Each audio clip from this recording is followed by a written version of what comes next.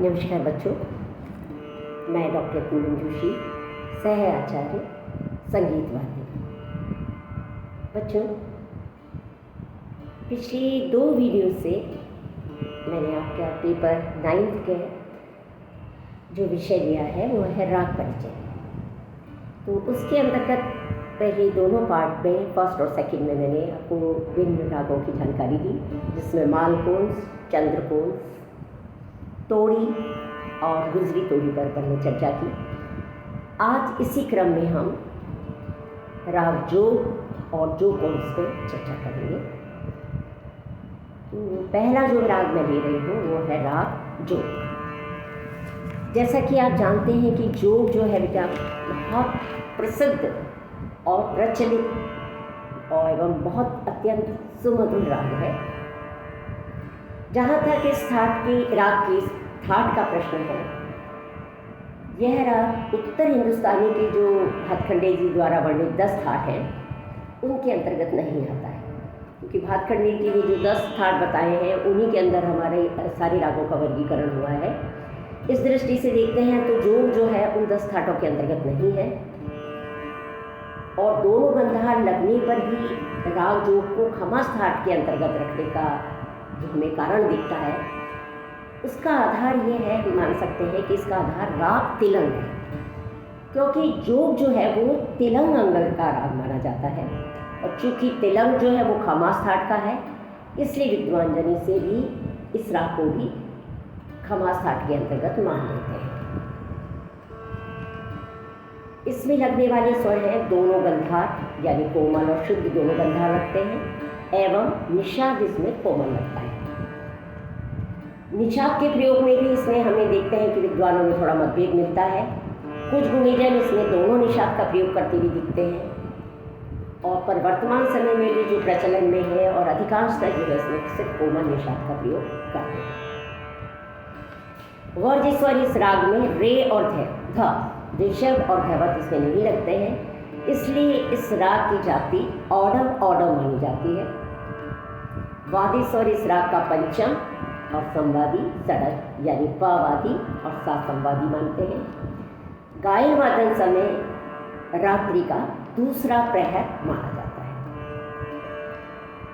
जिस तरह से इस राग का चलन चलता है उसके लिए हम देखते हैं कि अभिनव गीतांजलि के जो लेखक हैं पंडित रामहर्ष झा जी, उन्होंने एक पुस्तक अभिनव गीतांजलि के भाग 3 में लिखा है कि इसके स्वर विस्तार से यह स्पष्ट होता है कि खमास ठाट के तिलंग राग में कोमल गंधार का प्रयोग कर जोग राग की रचना की गई है। तो इस तरह से हम इसे तिलंगन का राग मान सकते हैं। इस राग में हम देखते हैं कि इसका संप्रकृतिक राग इसमें तिलंग है, परंतु तिलंग में केवल शुद्ध गंधार का प्रयोग होता है, इस कारण यह राग उससे स्वतः ही अलग हो जाता है। पंचम स्वर प्रस्तुत राग में संपूर्ण न्यास महत्व का स्वर दिखता है, क्योंकि आरोह दोनों ही क्रम में इस स्वर पर न्यास किया जाता है। तो इसका आरोह अवरोह हम देखते हैं, सागा मा पा नी सा, सा नी पा मा गा मा गा सा, ये अवरोह। एक बार अब आप सुनो।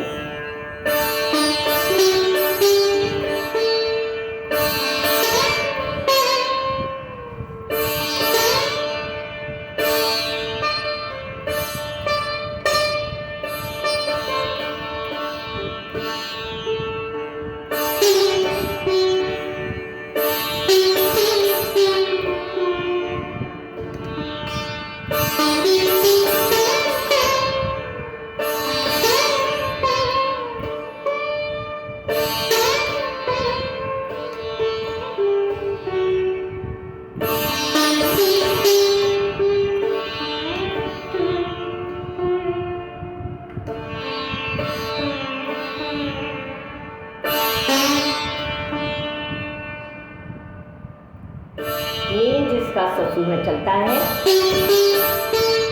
गामा पा नी पा मा गामा गा सा।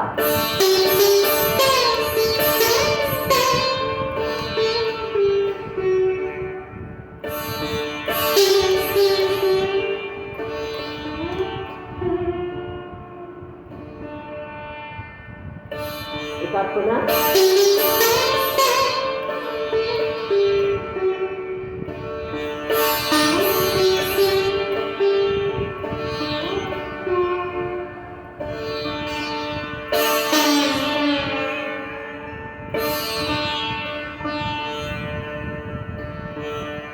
तो इस तरह से ये राग जो है जोग है। अगला जो हम जिस राग पर चर्चा करेंगे वो राग है राग जोगपुर। जोगपुर राग जोगपुर जो है वो एक नवीन राग है। और जिस तरह से जोग हम देखते हैं कि वो 10 ठाटों के अंतर्गत उसका स्थान नहीं है, इसी तरह से उत्तर भारतीय संगीत में प्रचलित जो 10 ठाट हैं उनमें से यह राग भी जो है उस किसी भी ठाट के अंतर्गत नहीं आता है। परंतु जिस प्रकार जोग जो है वो तेलंगाना का राग है, इसलिए इसको खमास ठाट के अंतर्गत मान लेते हैं। तो यह राग जो है यानी जोगकोश, ये चंद्रकोश अंग का राग है। और चूँकि चंद्रकोश को भैरवी ठाट के अंतर्गत माना जाता है, अतः विद्वान जन जो है वो जोगकोश को भी जो है भैरवी ठाट के अंतर्गत मानते हैं। इस राग में जो स्वर लगते हैं वो है दोनों गंधार, दोनों निषाद और कोमल ध, बाकी स्वर शुद्ध। यानी दोनों गंधार, दोनों निषाद और धैवत जो है वो कोमल और बाकी स्वर शुद्ध। वर्ज्य स्वर इसमें रे माना जाता है, इसलिए इसकी जाति साडव सड़ाव है। वादी स्वर इसका मध्यम और संवादी सडव, यानी मावादी सा संवादी। गायन वादन का समय इस राग का रात का तृतीय पहर माना जाता है। जहाँ तक हम देखते हैं बेटा, इसमें इस राग में जोगकोश जो है वो राग जोग एवं चंद्रकोश के मिश्रण से उत्पन्न माना जाता है।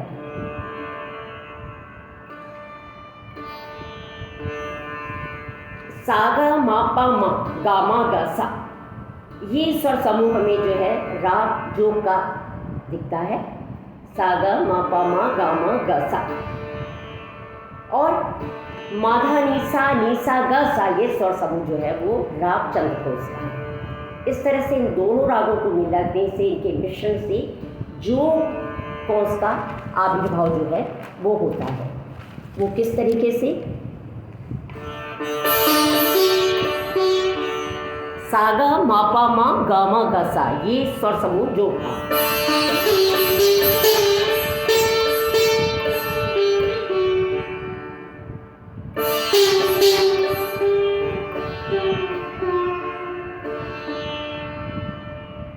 अब इसी तरह से माधा नीसा नीसा गा सा,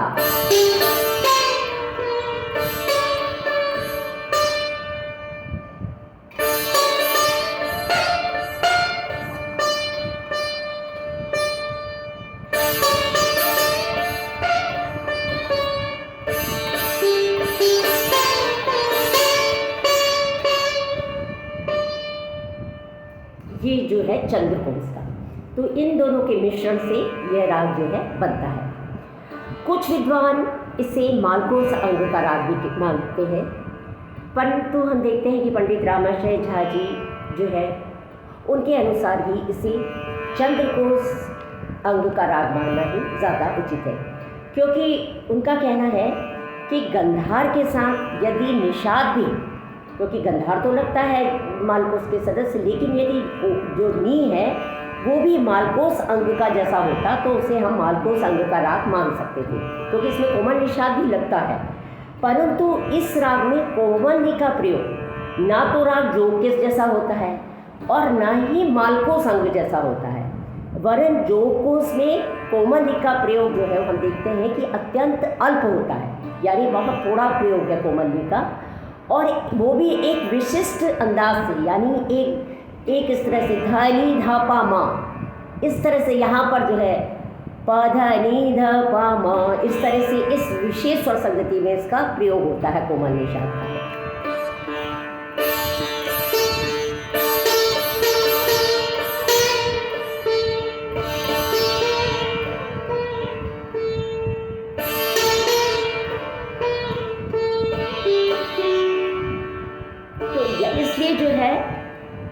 क्योंकि इस राग में कोमल ग के साथ शुद्ध नी का प्रयोग होने से चंद्रकोश अंक हमें जो है वो ज़्यादा प्रबल दिखता है, अतः इस राग को चंद्रकोश अंक का राग मानना ज़्यादा उचित है। इस राग में सा मा धा ये जो स्वर है न्यास के स्वर हैं, यह उत्तरांगवादी राग है, अतः इसका विस्तार हम देखते हैं मध्य और तार में अधिक होता है। इस राग में दोनों गंधार और पंचम का प्रयोग जब हम अधिक करेंगे, दोनों गंधार और पंचम लग जाएगा तो यह राग स्वतः ही चंद्रकोश से अलग हो जाता है। और शुद्ध नी को यदि हम प्रबल कर दें और धैवत का प्रयोग स्पष्ट करें तो यह राग चोक के प्रभाव से दूर हो जाता है। और शुद्ध गंधार इस राग के आरोह एवं कोमल गंधार जो है वो इस राग के अवरोह में प्रयुक्त होता है। आरोह अवरोह इस राग का जो है सा गा मा पा धा पा मा धा नी सा।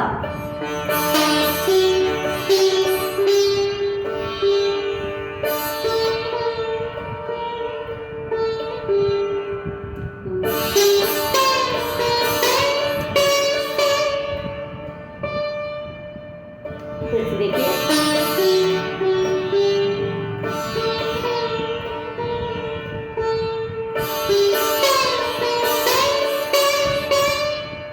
अवरोह सा नी धा पा पा धा नी धा पा मा गा म ग सा।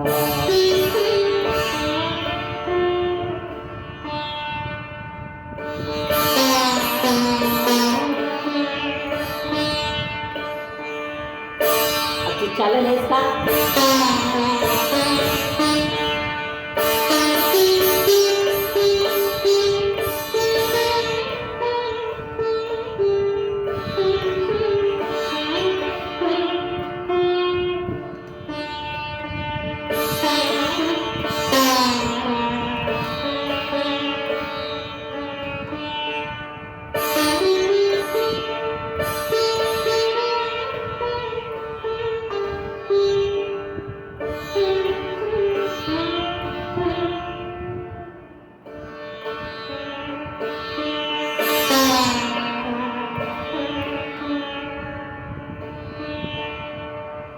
तो इस प्रकार ये दोनों राग जो और चुप। अगली पार्ट में हम आपके पाठ्यक्रम के अन्य 2 रागों की चर्चा करेंगे। Thank you.